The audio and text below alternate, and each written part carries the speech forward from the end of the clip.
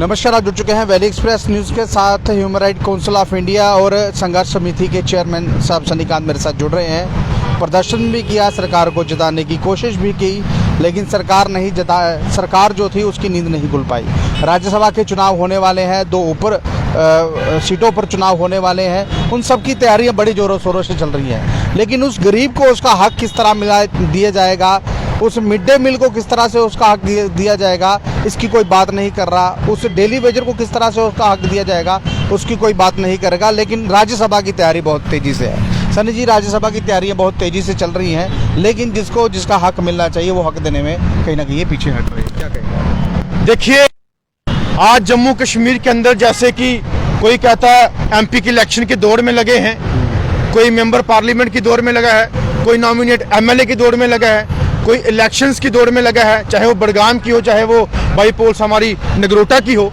लेकिन क्या इनको मैं पूछूं कि क्या आपने किसी भी हमारे तमाम डेली वेजर्स की, या ऐसे हमारे लोगों की किसने आवाज़ उठाई? कौन आवाज़ उठा रहा है? कौन सेंटर में जाके सेंटर की सरकार से बोल रहा है कि हमारे पहले लोगों के मुद्दे हल करो, फिर अपनी कुर्सियां ढूंढो, फिर अपने प्रोटोकॉल ढूंढो, फिर अपने जो आरामदायक आपकी जो सिस्टम है उसको ढूंढो। गरीब बेचारा रोड पे है, प्रदर्शन कर रहा है। और मुझे बताइए, अभी करवा चौथ का बड़ा फेस्टिवल हुआ है जो हमारी महिलाओं के लिए आता है, वहाँ महिलाएं हमारी डेली वेजेस के काम करने वाली, वो बेचारी कैसे उन्होंने अपना इसका जो है करवा चौथ का जो त्योहार है वो मनाया होगा, कैसे बिल्कुल कैसे बेचारी अपने जो है शॉपिंग की होगी। लेकिन अब आने वाली दिवाली जो है, जो सबसे बड़ा हमारा त्योहार है हिंदुओं का, अब उसके लिए भी जो है हम लोग परेशान हैं, या हमारे वो तमाम डेली वेजर परेशान हैं कि हमारा हक कब मिलेगा, कब उनको जो है जो एक गुड़ की मिठाई बना के कब तक खाते रहेंगे, कब तक वो अपने बच्चों को झूठे लारे झूठे आश्वासन देते रहेंगे कि हम आपके लिए लेके आएंगे खिलौने या कपड़े या तमाम चीजें। लेकिन हमारी सरकार, हमारे नेतागण वो सिर्फ ये चाहते हैं कि हमारी कुर्सी सेफ होनी चाहिए, हमारा ओहदा, हमारा प्रोटोकॉल रहना चाहिए।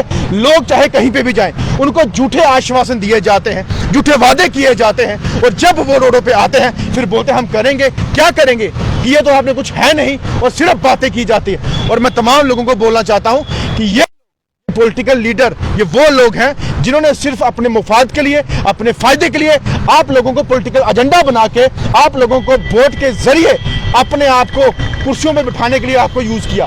लेकिन अभी तक हमारे 25-30 साल से तमाम डेली वेजर्स, चाहे वो कोई भी डिपार्टमेंट के हों, उनको आज तक जो है हक नहीं दिला पाए। सिर्फ तारीख पे तारीख, और अगले सेशन में, अगले इलेक्शन में, अगली कैबिनेट में, अगले आपके असेंबली सेशन में सिर्फ झूठ के तले रखा है और कुछ नहीं कर सके। और सबसे बड़े जो हैं, हम बोलना चाहते हैं, जो डिपार्टमेंटों के अंदर अलग अलग प्रेसिडेंट बन के बैठे हुए हैं, उन्होंने आज तक क्या किया? वो क्यों नहीं ये काम करते उनके लिए, और वो अपना ही वो जो है वहां पे डिपार्टमेंट के अंदर राज चलाते हैं। मैं कब से कह रहा हूं कि एक हो जाओ, यूनाइट हो जाओ, इकट्ठे हो जाओ, इकट्ठे होके घर से बाहर निकलो और अपनी जंग लड़ो, जरूर जीतोगे। अगर आप अलग अलग रहोगे, अलग अलग बटोगे तो हमेशा कटोगे, ये हमें पता है। लेकिन आप लोग जब एक अपना प्लेटफॉर्म पे, एक अपना जो है लाइन पे आ जाएंगे तो मंजिल हमारी पास होगी, मंजिल हमारे सामने होगी। अगर अलग अलग रहोगे तो कभी कामयाब आप नहीं होगे। जी, मैं आपसे एक चीज़ और पूछ रहा हूँ। देखिए, ये तो रही सरकार की बात। अब लीडर ऑफ अपोजिशन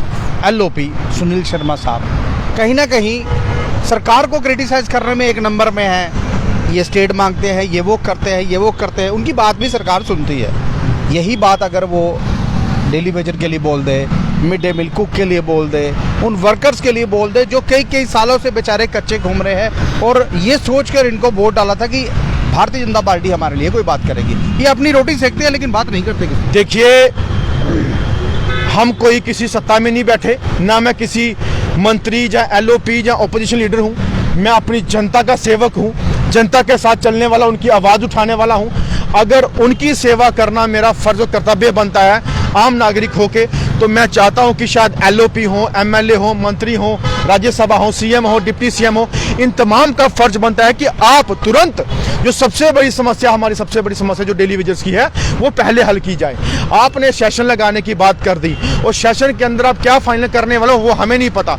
लेकिन हमारी जो मांग है, इन तमाम लीडरों को मैं चैलेंज करना चाहता हूँ, बोलना चाहता हूँ कि हमारी मांग, हमारा मिनिमम वेजेस एक्ट और हमारे लोगों का वेजेस बढ़ाने का जो काम है, अगर असेंबली के अंदर नहीं हुआ तो बहुत बड़े हंगामे के रूप में जम्मू कश्मीर का रखूंगा को मिड डे मील कुक्स की अगर बात की जाए तो पहले हम स्टेट में थे, हमारे केंद्र के कानून यहाँ लागू नहीं होते थे। 5 अगस्त 2019 के बाद यूटी बन गई। इनडायरेक्टली केंद्र के कानून यहाँ लागू हैं।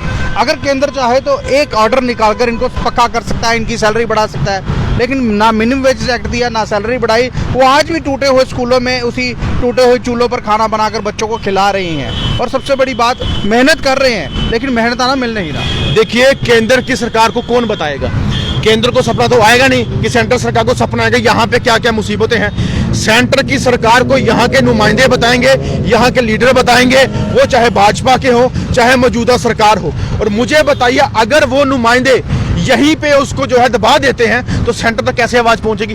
हमने सेंटर में जाके जंतर मंतर पे प्रदर्शन किया। सेंटर के एमओएस जो है, एजुकेशन मिनिस्टर, उनके घर जाके मुलाकात हुई और तमाम चीजें जो है हमने वहां पे रखी। उनको ये तक नहीं पता कि वहां पे वेतन मिलता कितना है। और जब हमने सुनाया कि 1000 रुपया जो आपको देते हो उसमें से 900 उनको मिलता है, 100 रुपया वो भी काटा जाता है, वो तो हैरान हो गए। वो बोलते हैं आप हमें प्रपोजल भेजिए, हम आपको बढ़ा के देंगे। जब ये प्रपोजल नहीं यहाँ से सेंटर में भेजेंगे तो पैसा कैसे बढ़ाएंगे वो? और रही बात वेतन की, जो सेंटर से पैसा आता है वो किस किस कैटेगरी में कहां कहां बनता है, इसके चिट्ठे जब खुलेंगे तो सबकी आंखें खुल जाएगी, कौन खाता है, कौन क्या करता है, कौन घपले करता है। और एजुकेशन डिपार्टमेंट के अंदर काफी पैसा सैंक्शन हुआ है हर एक चीज को लेके, लेकिन हमारी मिड डे मील कुक बेचारी जो 100-150 बच्चों का खाना बनाती है एक स्कूल के अंदर, वो 30 रुपया, वो भी 6 महीने के बाद, साल के बाद। अरे ये कौन सी नौकरी, ये कौन सी तबाही मुझे बताओ जो जम्मू कश्मीर के अंदर ला रहे हैं। और उसके बाद हमारे लीडर उनको घरों में जाके बोलते हैं आप आइए और आके हमें वोट दीजिए, हमें सरकार में लेके आइए,